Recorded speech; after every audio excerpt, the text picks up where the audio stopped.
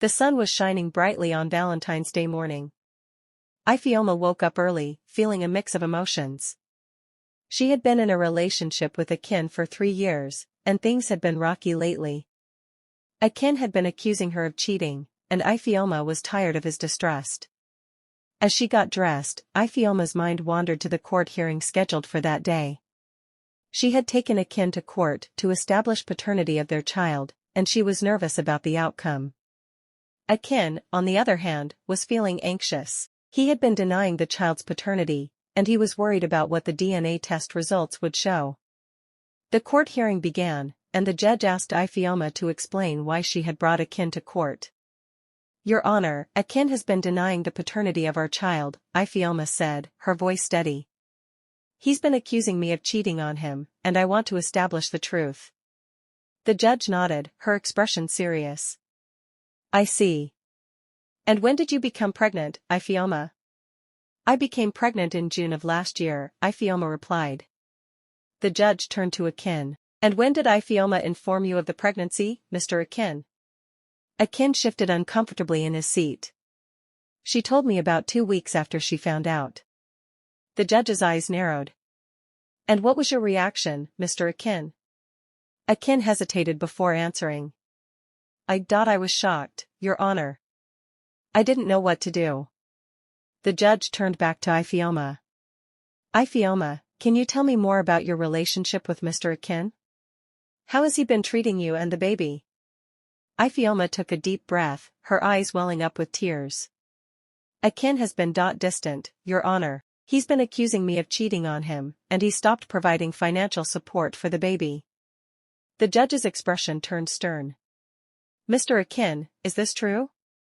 Have you been accusing Ifeoma of cheating on you, and have you stopped supporting the baby?" Akin nodded, looking down in shame. "Yes, Your Honor. I was wrong to doubt Ifeoma, and I was wrong to stop supporting the baby." The judge sighed, her voice heavy with disappointment. "Mr. Akin, it's clear that your doubts and accusations have caused significant harm to Ifeoma and your child." The judge paused, looking at Akin. "What makes you think the child isn't yours, Mr. Akin?" Akin hesitated before answering. I saw Ifeoma chatting with her ex on social media, and I thought maybe she was still in contact with him." The judge's expression turned skeptical. "And did you ever confront Ifeoma about this?" Akin nodded. "Yes, Your Honor. I accused her of cheating on me." The judge turned to Ifeoma. "Ifeoma, can you explain your relationship with your ex?" Ifeoma shook her head. "We're just friends, Your Honor. We haven't been in a romantic relationship for years." The judge nodded, her expression thoughtful. "I see. And who signed the birth certificate?" Ifeoma spoke up. "Akin signed the birth certificate, Your Honor." The judge's eyes snapped back to Akin. "Mr. Akin, why did you sign the birth certificate if you were doubting the baby's paternity?" Akin hesitated before answering. I didn't want to hurt Ifeoma or the baby, Your Honor. I thought maybe I could just pretend to be the father and make it work." The judge's expression turned stern. "I see. Well, Mr. Akin, it's time to stop pretending and face the truth. The DNA test results are in, and..." The judge paused, looking at the DNA test results in front of her. "And they confirm that you, Mr. Akin, are indeed the biological father of Ifeoma's child." Akin's eyes widened in shock, and he slumped back in his chair. Ifeoma felt a mix of emotions, relief, anger, and sadness. The judge's expression turned stern. "Mr. Akin, it's clear that your doubts and accusations have caused significant harm to Ifeoma and your child. I hope this revelation will prompt you to reflect on your actions and take responsibility for your child's well-being." Akin slowly rose from his seat, his eyes fixed on Ifeoma. I'm sorry," he stammered. Ifeoma's expression softened, and she took a step forward. "Akin, I forgive you," she said, her voice barely above a whisper. "But you need to prove to me that you're committed to our child and our relationship."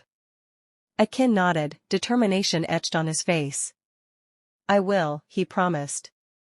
"I'll do whatever it takes to regain your trust and be a good father to our child." The judge nodded, a small smile on her face. I'm glad to see that you're both willing to work on your relationship. However, I must remind you that rebuilding trust takes time and effort.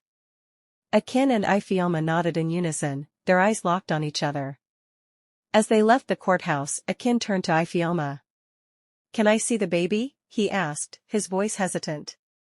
Ifeoma nodded, and they walked to her car in silence. The tension between them was still palpable, but they both knew they had a long journey ahead of them.